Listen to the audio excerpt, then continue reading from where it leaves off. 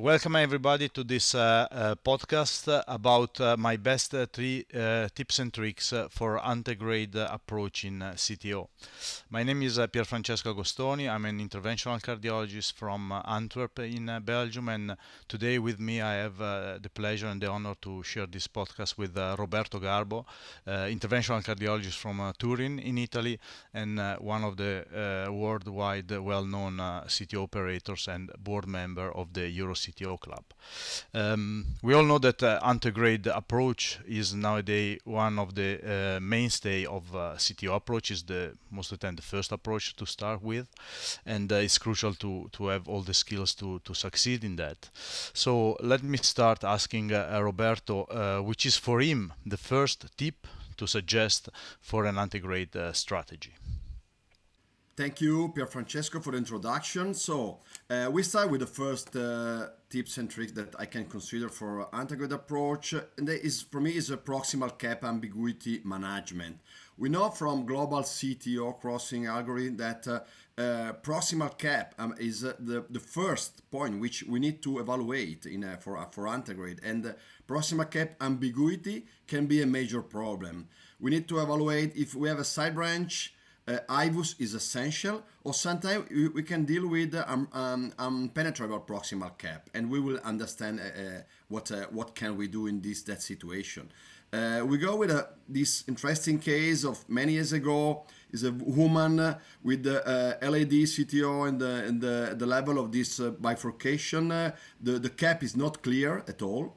So in this situation, I was not sure about when I need to puncture the proximal cap. So we perform IVUS, you can see here from diagonal branch. Now we are in the diagonal branch, go back a little bit, and this is the entry point. So it's not at the level of bifurcation, but is at the level of what we can consider diagonal branch, but is not diagonal, is LAD. And you can see at 12 o'clock we have the entry point. This is the proximal LAD. So at this level, I perform IVUS guided puncture. You can see here with the fine cross and the Conquest Pro 9 IVUS evaluation, a very good puncture in the mid of the cap, and then very good result with drug-eluting stent bifurcation treatment. This is even the IVUS. So this was a very good situation which IVUS was essential. When we have impenetrable proximal cap, so we need, when you can penetrate, bypass the cap. So you need to go around, you need to use the move the cap technique. We have many techniques, scratch and go, Carlino, base. I need to tell you that I prefer the base technique. And with the, you can see in this cartoon, with the power knuckle technique, I think it's most useful situation when we need to deal with this complex situation. Let's go to show you this case. Is a case of a huge calcified proximal CTO of the LAD. At the level of side branch, you can see the calcification. We start with the side branch anchoring, but we fail with any strategy of a classical antegrade escalation, Gaia 3rd, ONET 14, Astado 20. We fail to penetrate the proximal cap. In this situation, we try to do side-base technique. We fail. Here you can see the Carlino technique, but failing to penetrate. And then we need to go with the last resort. So base plus power knuckle. So 4-0 balloon, and that is able to power knuckle the turnpike spiral against the wall, and the gladius was able to you can see here, to dissect the vessel, to bypass the cap, and you can see here how we are able to do that. So this is my first tips and tricks. I think beautiful cases, amazing representation of the skills that you can achieve nowadays if you apply these techniques, and this lead to amazing results. Do you believe that in our current CTO toolbox, is there any other interesting device that can help us in increasing the chance to succeed in antegrade approach, Roberto? Yeah, I think this is a very good comment and question, Pier Francesco. I think that in the last 5 to 10 years, we have a great improvement in the success of CTO in general, and even in antegrade approach. We push the envelope to the most complex case, and for instance, dual lumen microcatheter are really useful, and we can consider the second tips and tricks for antegrade approach. We have, I will show you why in the global CTO, when antegrade wire escalation fail, we can go to retrograde approach, of course, but we can do more complex techniques for, even for antegrade strategies. So we have parallel wire, we have antegrade dissection and re-entry. So main concept of parallel wire technique are that the first wire, extra plaque, is left in place as a marker. You need a good visualization of distal landing zone. This is a key point even for ADR. With dual lumen is essential, which you can use a second CTO wire that need to be stiffer than the first one. And the position of dual lumen is essential to understand the difference between parallel wire technique or ADR. So if our dual lumen microcatheter is at the level of proximal cap or CTO body, we can talk about parallel wire. If our device is distal to the distal cap, so in the open distal vessel, we can talk about ADR. We can see this case of oscillatory LED CTO, which I failed to progress with a single microcatheter.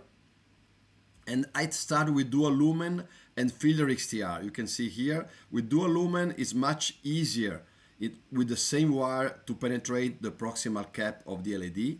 Then I check with iVascular. You can see here, we have a very good penetration of the proximal cap, but even if we have a good penetration with evaluating with iVascular, I fail to progress with Gaia second. I am subintimal. You can clearly see that we have a good distal visualization of the vessel. We need to go below to obtain a good recanalization. So in this situation, I put dual lumen at the level of the Gaia second. You can see here. And then I start with the Gaia third, like in the parallel wire fashion, clear indication, clear visualization, then I need to stay below. You can see here. This is a fluoroscopy registration, so 10 seconds of penetration of Gaia third and in a good position. I perform an angio from the right. I am perfectly in the true lumen, so I conclude the procedure with easy drug-eluting stent implantation. So this was really a nice demonstration of parallel wire. And then if we go back to the previous case of base and power knuckle, you can see here, after the base and power knuckle, you can see with the Gladius, I put a dual lumen recross. You can see on the left, ready for ADR. So I am distal to the distal cap. I start with Hornet 14 to puncture from the blue lumen. So you can see is the recross is a dual lumen that we can use also as a like Stingray-like device for re-entry. And I was able to re-enter with Hornet, and this was the final result after the re-entry. So this was a good demonstration of that. Again, beautiful demonstration. I think that you showed greatly how dual lumen microcatheter are a device that is essential in the CTO toolbox nowadays. And I think also the understanding of being intraplaque, extraplaque, or subintimal is crucial together with the device in order to use the device as good as possible and to optimize the potential of these devices.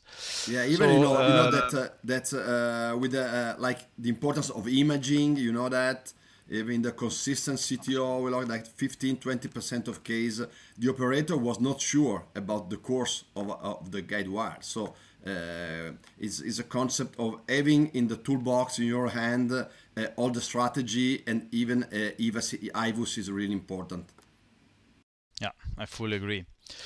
So as your title was about 3 tips and tricks, just tell us what is your last and the third one tip and trick to succeed in antegrade wiring. Yeah, okay, just go fast because of time. I think guide and cutter extension is another great device that we need to have in our toolbox in antegrade approach. This is the you know that active support is really essential in complex PCI and even more essential in CTO. The inchworming technique for me is the best technique to obtain advancement or guide extension.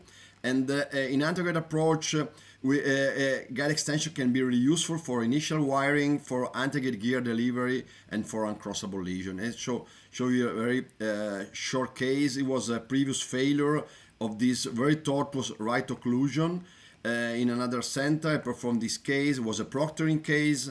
I started with a trap liner assisted antegrade CTO, putting trap liner and the microcatheter was a fine cross with the easy crossing with Gaia second with the good support we can obtain with the guide extension. And then with the trap liner we remove the microcatheter, we change wire, we perform a regular classical PCI. This is the removal of the microcatheter, and then PCI and stent for a very good final result. So I can conclude with these third tips and tricks.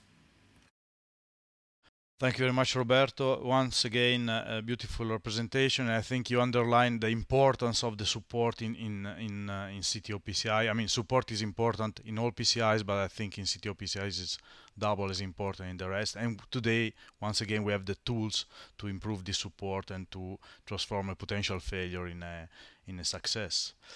Let me thank again Roberto for this beautiful presentation, and I think it was very practical and very useful podcast. And let me thank iVascular for supporting this podcast.